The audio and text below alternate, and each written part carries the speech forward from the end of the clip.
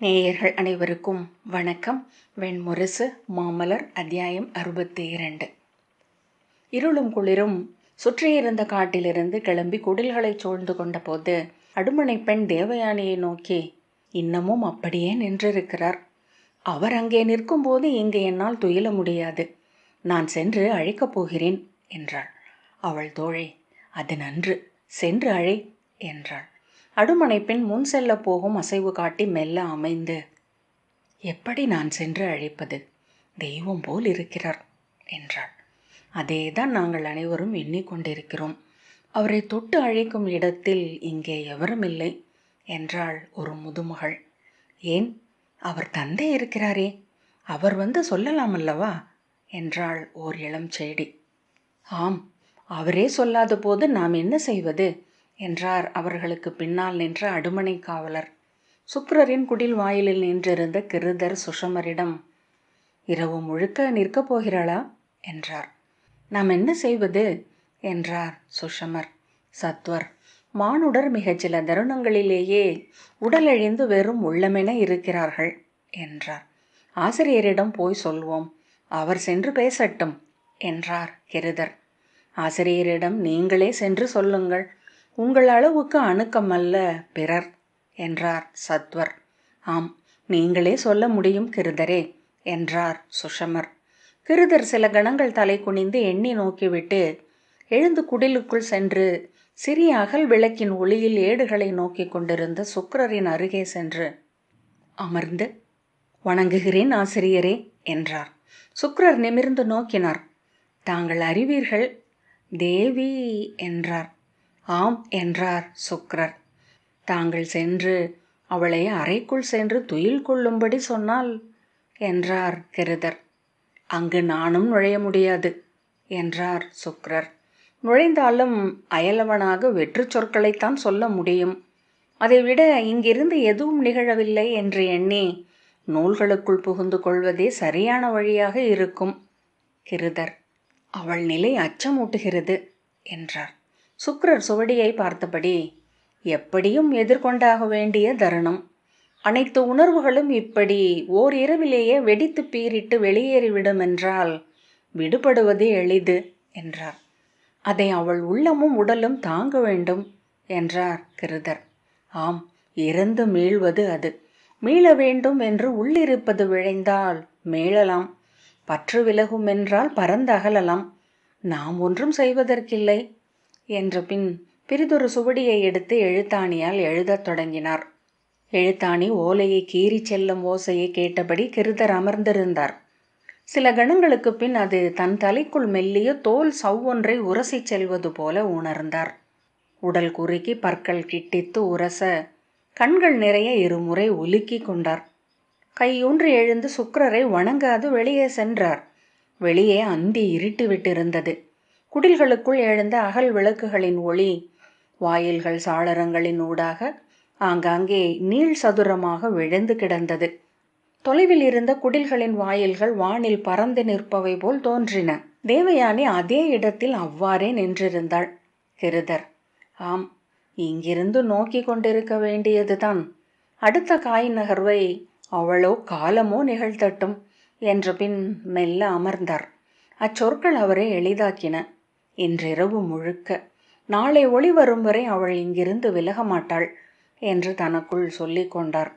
இங்கேயே இருக்கப் போகிறீரா என்றார் சத்வர். சுஷமர், தங்களுக்கு வேண்டுமென்றால் மர உரி போர்வை கொண்டு வருகிறேன் என்றார். வேண்டாம் என்றார் கிருதர். அவள் என் மகள். அங்கு அவள் இதை போர்த்தி இருக்கவில்லை. சுஷமர், அவள் உடல் எரியாலானது, குளிரை அவள் அறிவதில்லை என்றார். கிருதர் மறுமொழி சொல்லவில்லை. மறுபக்கம் அடுமனை திண்ணையில் அடுமனை பெண் சுவர் சாய்ந்து தேவயானியை பார்த்தபடி அமர்ந்திருந்தாள். முதுமகள் வந்து, இங்கு அமர்ந்திருப்பதை விட அருகே சென்று அவர் அருகே அமர்ந்திருக்கலாமே என்றாள். வேண்டாம் என்பது போல் அவள் தலை அசைத்தாள். குளிர் ஏறி வருகிறது, வெளியே அமர்ந்திருப்பது எளிதல்ல என்றாள் முதுமகள். பின்னர் அவளும் அடுமனை பெண் அருகே அமர்ந்தாள். நேரம் செல்ல செல்ல அவள் உடல் நடுங்கத் தொடங்கியது. தெய்வங்களே என்று முனகியபடி உள்ளே சென்று மர உரி போர்வை ஒன்றை தலை வழியாக போர்த்தி கொண்டு அமர்ந்தாள். வானில் விண்மீன்கள் ஒவ்வொன்றாக கனிந்தெழுந்தன. இரவின் ஒலிகள் மாறுபட தொடங்கின. நீர்வெம்மை கொண்ட காற்று காட்டுக்குள்ளிருந்து பச்சிலை மணத்துடன் வந்து குடில்களைச் சூழ்ந்து கடந்து சென்றது. மீண்டும் ஒரு காற்றில் எங்கோ குருளை ஈன்ற அன்னை வேங்கை உருமும் ஒலி கேட்டது. மீண்டும் ஒரு காற்றில் ஓநாய்களின் ஊளை எழுந்து வந்தது. மேலிருந்து குளிர் தொட்டு உணரும் நீர்மை என எடை கொண்டு இறங்கி நிலத்தை மூடியது. கற்கள் குளிர்ந்து பனித்தன. இலைப்பரப்புகள் பனிப்படலம் சூடின. பின்னர் அவை எடை கொண்டு நுனி துளித்து உதிர்த்து விடுபட்டு எழுந்தசைந்தன. துளி சொட்டும் ஒலியாக மரங்கள் இருளுக்குள் பரவி இருந்தன. குளிர் கிருதரை நடுங்க வைத்தது. குளிர் ஒரு வகையான அணைப்பு என உணர்ந்திருந்தார். அது ஓர் அச்சம் என அப்போதுதான் அறிந்தார். இருட்டை ஒரு போர்வை என இளமை முதலே விரும்பியிருந்தார். அது ஓர் அழுத்தம் என உணர்ந்தார். பின்காலையின் குளிரில் தன்னை அறியாமல் அவர் துயின்று விட்டிருந்தார். துயிலக்கூடாதென்று தன் உள்ளத்துக்கும் உடலுக்கும் இரவெல்லாம் ஆணையிட்டு கொண்டிருந்தார். உள்ளம் பலமுறை உடலை கூர்முனையால் குத்தி திடுக்கிட்டு எழச் செய்து கொண்டே இருந்தது. பின்னர் அதை மீறி உடல் துயிலுக்குள் நழுவியது. துயின்ற உடல் மெல்ல அமர்ந்து உள்ளம் நான் துயிலவில்லை, விழித்திருக்கிறேன் என்று சொல்லிக்கொண்டே இருந்தது. பின்னர் ஊர்தி இல்லாமல் ஊர்பவன் வெட்டவெளியில் நின்று தவித்து கரைந்தான். விழித்து கொண்ட போது தான் துயிலவில்லை, விழித்து கொண்டிருக்கிறேன் என்று எண்ணிக்கொண்டிருந்ததைத்தான் முதலில் அவர் உணர்ந்தார். ஆகவே துயிலவே இல்லை என்ற எண்ணம் ஏற்பட்டது. மறுகணம் தேவயானியின் நினைவெழ அவிழ்ந்திருந்த ஆடையை அள்ளி இடுப்பில் சுற்றியபடி திரும்பி பார்த்தார். அவர் உடல் குளிரில் நடுங்கி துள்ளி கொண்டிருந்தது. கண்கள் நோக்குக்கு பழகாமையால் வெறும் இருள் மட்டுமே தெரிந்தது. பின்னர் இருளுக்குள் இருள் வடிவங்களாக காட்சிகள் எழுந்தன. அங்கும் இங்கும் எரிந்த ஓரிரு அகல் விளக்குகளின் சுடர்களை தொட்டு இணைத்து ஒளி பின்னணி ஒன்றை உருவாக்கி அதில் நிழலுருவங்கள் உயிர் பெறச் செய்தன விழிகள். தேவயானி தன் குடிலின் முன் திண்ணையில் சரிந்து விழுந்திருப்பதை அவர் கண்டார். முதல் கணம் எழுந்த திடுக்கிடலுக்கு பின் அவள் துயில்கிறாள் என்று உள்ளம் உணர்ந்து கொண்டது. ஆயினும் அச்சத்தில் கால் கூசி மெய் நடுங்கிக் கொண்டிருந்தது. மெல்ல நடந்து அருகே சென்று குனிந்து அவள் துயின்று கொண்டிருக்கிறாளா என்று பார்த்தார். முளை குவைகள் எழுந்தமைய சீரான மூச்சு வந்து கொண்டிருந்தது. ஆம் என்று தனக்குள் சொல்லிக் கொண்டார். அதன் பின்னரே அங்கு வரும் வரை தன்னிடமிருந்த ஐயம் என்பது ஒரு வகை விழைவோ என எண்ணி வியந்தார். அக்கதை அவ்வாறு முடிந்திருந்தால் காவியத்தன்மை கொண்டிருக்கும். சூதர்னாவில் பற்றி படர்ந்தேறும். தலைமுறைகள் அதை பாடும். அரியவை, உச்சம் நோக்கி செல்பவை, வாழ்வில் நிகழ்ந்தாக வேண்டும் என்று உள்ளில் இருக்கும் ஒரு சிறுவன் ஏங்கிக் கொண்டே இருக்கிறான். எளியவன். பெரும்பாலும் அவன் ஏமாற்றமே அடைகிறான். அவனை உள்ளுரையும் அனைத்தும் அறிந்த முதியவன் ஒருவன் தலை தடவி ஆறுதல் சொல்கிறான். ஆம், இவ்வாறுதான். எப்போதும் எங்கும் இவ்வாறுதான் இவை நிகழ்கின்றன. உச்சங்கள் நிலை குலைவை உருவாக்குகின்றன. அரியவை பேரிடை கொண்டு அழுத்துகின்றன. அன்றாடம் என்பது ஒவ்வொரு கணமும் இயல்பாக நழுவி பிரிதொரு கணமாக ஆகும் ஒழுக்கன்றே, வேறல்ல. உடல் தொடர்ச்சியாக முன்னோக்கி விழுவதே நடை. ஒரு கால் உந்த நிலை பெயர்ந்து முன்விழும் உடலை அடுத்த கால் வைப்பு தாங்கி அதற்கு அடுத்த விழுதலாக ஆக்குகிறது. விழுதலின் தொடராகவே மானுடர் அன்றாடம் நடந்து கொண்டிருக்கிறார்கள். அந்த எண்ணம் அவரை புன்னகைக்க வைத்தது. தன் குடிலுக்குள் சென்று சூடாக எதையாவது அருந்த வேண்டுமென்று எண்ணினார். அந்த உணர்வு எழுந்ததுமே பக்கவாட்டில் எவரோ நிற்பதை போல் உணர்ந்து திரும்பி பார்த்தார். அடுமனை பெண் விழித்தெழுந்து தூணருகே வந்து நின்றிருந்தாள். அவர் அவளை நோக்கி துயில்கிறாள் என்றார். ஆம் என்று அவள் சொன்னாள். எனக்கு அருந்துவதற்கு ஏதாவது கொடு என்றார். வருக என்று அவள் அவரை அழைத்துச் சென்றாள். இந்நீர் அருந்திய பிறகு இருவரும் திரும்பி வந்து அடுமனை குடிலின் திண்ணையிலேயே அமர்ந்து கொண்டனர். ஒரு சொல்லும் உரையாடி கொள்ளவில்லை. விடியல் எத்தனை மெதுவாக நடக்கிறதென்பதை அன்றுதான் கெருதர் உணர்ந்தார். ஒளி எழுந்துவிட்டதே என்று வெளியறிந்த பின்னரும் நெடுநேரம் வெயில் எழவில்லை. இருளின் இரும்பு பரப்பில் கூரிய கல்லால் கீறியது போல முதல் பறவை குரல் எழுந்தபோது தலை திருப்பி தொலைவில் தெரிந்த விடிவெள்ளியை பார்த்தார். விடிந்து விட்டது என்று தனக்கே சொல்லிக் கொண்டார். ஆனால் தொடர்ந்து பறவை குரல் எழவில்லை. ஊழி முதல் அங்கேயே அப்படியே பதிந்திருப்பது போல் விடிவெள்ளி மின்னிக் கொண்டிருந்தது. பிறிதொரு பறவை குரலுக்காக காத்து பொறுமை இழந்து இன்று ஏதேனும் மாறுபட்டு நிகழ்கிறதா என்று ஐயம் கொண்டு எழுந்து நின்று தொலைவில் தெரிந்த காட்டின் நிழல் கோட்டையை பார்த்தார். அப்போதுதான் அடுத்த பறவை குரல் எழுந்தது. அது இருளில் எய்யப்பட்ட ஓர் அம்பு போல் ஒலித்தது. அதைத் தொடர்ந்து பறவை குரல்கள் ஒவ்வொன்றாக பெருகி மெல்ல இரைச்சலாயின. நனைந்த பட்டு துணி போல வானம் தெரிய, அதன் பின்னணியில் பறவைகளின் கரிய சிறகடிப்புகள் தெளிவு கொள்ளத் தொடங்கின. கூட்டம் கூட்டமாக அவை வானை கடந்து மறுபக்கம் சென்றன. மீண்டும் ஒன்றும் நிகழாமல் அனைத்தும் அவ்வாறே அமைந்திருந்தன. நெடுநேரத்திற்கு பின்புதான் அனைத்தும் சற்றே ஒளி கொண்டிருப்பதை அவர் கண்டார்.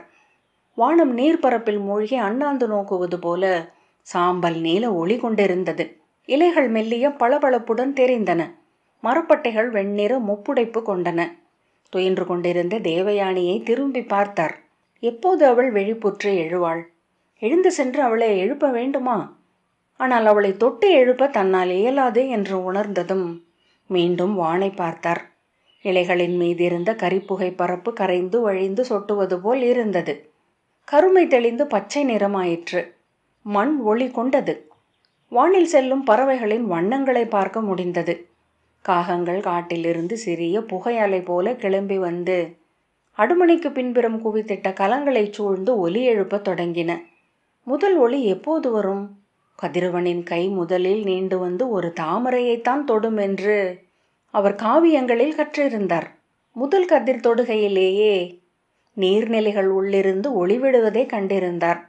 முற்றம் துலங்கியபடியே வந்தது. அதன் அனைத்து கூழாங்கற்களையும் பார்க்க முடிந்தது. கூரை பரப்புகள் பல பளக்கத் தொடங்கின. மரங்களுக்கு மேல் எழுந்த பறவை குரல்களின் ஒற்றை ஓசை முற்றிலும் மாறுபட்டிருந்தது. சிட்டுக்குருவிகள் சில துடித்து துடித்து காற்றில் பறந்து வந்து கூரை விளிம்பில் அமர்ந்தன. பின் மிதந்து தரையில் இறங்கி வாலை ஆட்டியபடி குனிந்து குனிந்து மணிகளை பொறுக்கின. திடுக்கிட்டவை போல சிறகடித்து காற்றில் எழுந்து அப்பால் அமர்ந்தன. இலைகளுக்கு அப்பால் மெல்லிய செந்நிறத்தை அவர் கண்டார். அங்கு காடு தீப்பற்றி கொண்டதை போல தெரிந்தது. நீண்டு விழுந்த மெல்லிய நிழல்கள் செந்நிறமும் கலந்திருப்பது போல, அவை தழலாட்டத்தால் அதிர்ந்து கொண்டிருப்பது போல. எழுந்து நின்றால் மரக்கூட்டங்களினூடாக கிழக்கு தொடுவானை பார்க்க முடியும். கதிரவனின் விளிம்பு எழுவதை சுக்கிரரின் குடில் முற்றத்தில் நின்று அவர் பலமுறை பார்த்ததுண்டு. ஆயினும் எழாமல் அவர் பார்த்து நின்றார். இரு மரங்களுக்கிடையினூடாக மெல்லிய ஒளி ஒன்று வந்து சருகுகளின் மேல் நீண்டு விழுந்தது. சாளரம் வழியாக வரும் அகல் விளக்கின் ஒளி என்று தோன்றியது. செந்நிற பொடியை சருகின் மேல் நீட்டி தூவியது போல அந்த ஒளி நீண்டு தேவயானியை நோக்கி சென்று கொண்டிருந்தது. மேலும் மேலும் நீள் கதிர்கள் மரங்களுக்கிடையிலிருந்து எழுந்து முற்றத்தை நோக்கி வந்தன. அவர் நோக்கி நின்றிருக்கவே ஒரு கதிர் அவள் முகத்தின் மேல் விழுந்தது. நடை திறக்கையில் ஆலயத்தின் சுவரில் வரையப்பட்ட தொன்மையான அன்னை ஓவியத்தின் முகம் துலங்கி விழித்திருப்பது போல் என்று எண்ணிக்கொண்டார். அவளுடைய நெற்றியை சூழ்ந்திருந்த குறுமயிர்கள் பொன்னிறமாக ஒளிவிட்டன. கன்னத்தின் பூமயிர் பரப்பு, மூக்கில் அணிந்திருந்த சிறுமணி நகை, உலர்ந்து ஒட்டிய சிறிய இதழ்கள், ஆடைகளின் பூ பின்னல் விளிம்புகள் என ஒவ்வொன்றும் ஒளி கொண்டன. சுருங்கி மூடியிருந்த கண்கள் அதிர்வதை கண்டார். பின்னர் அவள் விழித்திருந்து ஒளியை நோக்கினாள். அவள் முகம் மானுடத்திற்கு அப்பால் இருந்தது. அவள் மெல்ல கையொன்று எழுந்து ஒளியை நோக்கியபடி அமர்ந்தாள். முழங்காலுக்கு நடுவே இரு கைகளையும் செலுத்தி ஓய்ந்த உடலுடன் பெய்யொளியில் ஆடி, அடுமனை பெண் மீண்டு விட்டார் என்றாள். அவர் திரும்பி பார்த்த பின் தலை அசைத்தார். அன்று முதல் தேவயானி முற்றிலும் மீண்டு வந்தாள். இரு வேங்கைகளை இடக்கையால் சரித்து கையில் 3 வெண்மலர்களுடன் கசன் குடில் தொகையின் படியேறி வந்த கணத்திற்கு முந்தைய கணத்திலிருந்து துவங்கியவள் போல ஒவ்வொரு நாளும் காலையில் எழுந்து சிற்றோடையில் நீராடி மீண்டு வந்தாள். சுக்கிரர் முன் வந்தமர்ந்து காவியங்களையும் தத்துவங்களையும் முற்றிலும் உளம் கூர்ந்து கற்றாள். அடுமனையில் சென்றமர்ந்து பணியாளர்களுடன் சேர்ந்து வேர்வை வழிய உழைத்தாள். மாலையில் குறுங்காட்டின் எல்லை வரை சென்று தனித்துலாவி மீண்டாள். இரவில் காட்டின் குளிர் எழுவது வரை சிற்றகளின் ஒளியில் விழி சுடர நூல்களை படித்து கொண்டிருந்தாள். சிரிப்பில், நடையில், சொற்களில் எங்கும் சிறு மாறுபாடு கூட தென்படவில்லை. கிருதர் சுக்கிரரிடம், முற்றிலும் மீண்டுவிட்டாள் ஆசிரியரே, தாங்கள் சொன்னது சரிதான். அவ்விரவில் அவ்வுச்சத்தை அடைந்ததனால்தான் மீள முடிந்தது. இல்லையேல் ஒவ்வொரு நாளும் உடனிருந்து உழற்றி கொண்டிருக்கும் அந்த கசப்பு என்றார். கசப்பு அங்குதான் இருக்கும் என்று சுக்கிரர் சொன்னார். உள்ளத்திலிருந்து விலக்கும் கசப்பு குருதியில் கலந்து தசைகளும் உயிரும் ஆகிவிடுகிறது. கிருதர் ஏமாற்றத்துடன், என்ன சொல்கிறீர் என்றார். இனி இங்கே அவள் இருப்பது உகந்ததல்ல. பிரிதெங்காவது அவளை அனுப்பி வைக்கலாம் என்று எண்ணுகிறேன் என்றார் சுக்ரர். அனுப்புவதென்றால் என்று கிருதர் தயங்கினார். நீர் சொல்வதும் உகந்ததே. நான் இல்லாமல் அவள் மட்டும் எங்கும் சென்று தங்குவது சரியல்ல. நிமிர்ந்தே வாழ்ந்து பழகியவள். என்னுடன் இருப்பதே அந்நிமிர்வை அவளுக்கு அளிக்கிறது என்ற பின் சுக்ரர், ஹரண்யபுரியின் அருகிலேயே தவச்சாலை ஒன்று அமைத்து தருவதாக ரிஷபர்வன் சொல்லி இருக்கிறான். அங்கே செல்லலாம் என்று எண்ணுகிறேன் என்றார். கிருதர், ஆம், அது உகந்ததென்றே நானும் எண்ணுகிறேன். இந்த காட்டுக்குள் தேவி இப்படி நெடுங்காலம் இருக்க இயலாது. நகர் அருகே இருந்தால் அரசர்கள் எவரேனும் அவளை விரும்பக்கூடும். பிரிதொரு நல்வாழ்க்கை அவளுக்கு தொடங்கவும் கூடும் என்றார். நன்று என்று மட்டும் சொல்லி சுக்ரர் தனக்கே ஆம் என தலையசைத்தார். கிருதர் தயங்கி, அவள் முழுமையாக மீண்டு விடுவாளா ஆசிரியரே என்றார். எவரும் முந்தைய நிலைக்கு மீள்வதில்லை. உதிரும் ஒவ்வொரு இலையின் தடமும் மரத்தில் இருக்கும் என்றார் சுக்ரர். ஓரிரு நாட்களிலேயே காட்டில் இருந்த குடில் தொகைகள் அனைத்தும் ஒழிந்தன. சுக்ரரும் மாணவர்களும் உடனுறைபவர்களும் 12 வண்டிகளிலாக ஹிரண்யபுரி நோக்கி சென்றனர். அக்குடில்களிலிருந்து ஹிரண்யபுரிக்கு செல்லவிருப்பதை கிருதர் தேவயானிக்கு சொன்னபோது அவள் அதற்கு மெல்லிய விழிச்சுருக்கத்திற்கு அப்பால் நெஞ்சு அளிக்கவில்லை. அவளுக்காகவே அவர்கள் கிளம்புவதை அனைவரும் அறிந்திருந்தனர். ஆனால் எவரும் அதை அவளிடம் சொல்லவில்லை. முதலில் அனைவருக்கும் அங்கிருந்து கிளம்புவது ஒரு கிளர்ச்சியூட்டும் புதிய செய்தியாக இருந்தது.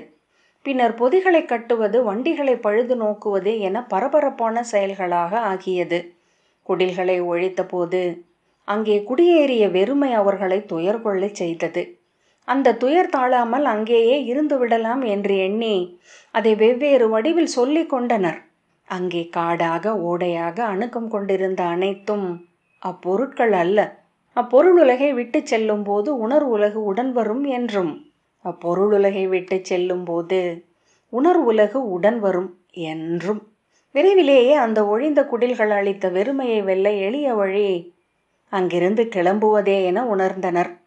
கிளம்பியதும் ஒரு நாள் முழுக்க சோர்வு நிறைந்த அமைதி நிலவியது. பின்பு மெல்ல பெண்கள் களிப்படைந்தனர். அது அனைவருக்கும் பரவியது. சிரிப்பும் கொண்டாட்டமுமாக அவர்கள் ஹிரண்யபுரியை சென்றடைந்தனர். ஹிரண்யபுரியை அவர்களில் பலர் இளமையில் கண்டிருந்தனர். பின்னர் மொழியினூடாக தீட்டிக் கொண்டிருந்தனர். அந்நகரை காணும் கிளர்ச்சியில் பலர் முந்தைய பல நாட்களாகவே உடல் பதறி கொண்டிருந்தார்கள். நகருக்கு அப்பால் இரவில் தங்கியிருந்த சோலையில் ஒருவரும் துயில் கொள்ளவில்லை.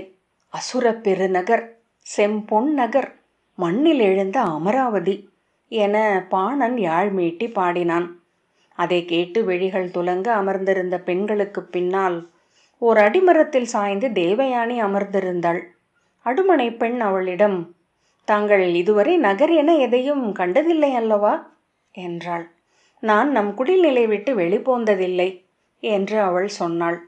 அனைத்தையும் காவியங்களில் அறிந்திருப்பீர்கள் என்றாள் அடுமனை பெண். தேவயானி புன்னகைத்தாள். அப்பால் அமர்ந்திருந்த சத்வர், சொல்லில் இருப்பது விதை, விதையிலிருந்து காட்டை எழுப்புவது மிக எளிது என்றார். மறுநாள் காலையில் கிளம்பிய போது தேவயானி அடுமனை பெண்ணிடம், என் பேழைக்குள் முன்பு தந்தைக்கு கொடையென வந்த பீதர் நாட்டு செம்பட்டு ஒன்றுள்ளது, அதை எடு என்றாள். ஆடையென அணிய இயலாத அளவுக்கு அது சிறியது தேவி என்றாள் அவள். அதை மேலாடையாக அணிகிறேன் என்றாள் தேவயானி. அதை எடுத்தபோது முன்பு அவளே காட்டில் பொறுக்கிய வண்ணக்கற்களை உரசி மணியாக உருட்டி கோத்து செய்த மாலை ஒன்று இருப்பதை கண்டாள். அதையும் அணிந்து கொண்ட போது அவள் தோற்றம் மாறிவிட்டிருப்பதை அடுமனை பெண் கண்டாள். அவளே ஓடி காட்டு மலர்களை கொய்து கொண்டு வந்து தேவயானியின் குழலில் சூட்டினாள். வண்டிகள் செம்மண் பொடி பறந்த சாலையில் மெல்ல ஒழுகிச் செல்ல அருகே விரைவு தேர்களும் புறவிகளும் புழுதி முகுளை சிறகுகளாக ஆக்கியவை போல கடந்து சென்றன. அருகே விரைவு தேர்களும் புறவிகளும் புழுதி முகுளை சிறகுகளாக ஆக்கியவை போல கடந்து சென்றன. மாபெரும் கருமணி மாலை போல புதிவண்டிகளின் நிறை சென்று கொண்டிருந்தது. பின்னர் அவள் தொலைவில் மழைக்கார் எழுந்தது போல கரிய கோட்டையை கண்டாள். கரிய நிறமா என்று அவள் வண்டிக்கு அருகே நடந்து வந்த சத்வரிடம் கேட்டாள். தேவி, பொன் செல்வத்தின் நிறம், கருமை ஆற்றலின் நிறம் என்றார் சத்வர். அவள் அணுகி வந்து பெருகிச் சூழ்ந்த கோட்டையின் நூற்றுக்கணக்கான உப்பரிகைகளையும் அவற்றில் ஒளிர்வேல்களுடன் நின்றிருந்த காவலர்களையும் காற்றில் படபடத்த கொடிகளையும் பார்த்தபடி விழி மலைத்து அமர்ந்திருந்தாள். மெல்ல நெஞ்சு நிறைந்து விழி வழியத் தொடங்கியது. எங்கிருக்கிறோம் என்றே அறியாதவளாக கணவொன்றுக்குள் நுழைபவள் போல அவள் ஹிரண்யபுரிக்குள் நுழைந்தாள். மாமலர் 62வது அத்தியாயம் இத்துடன் நிறைவு பெற்றது. நன்றி.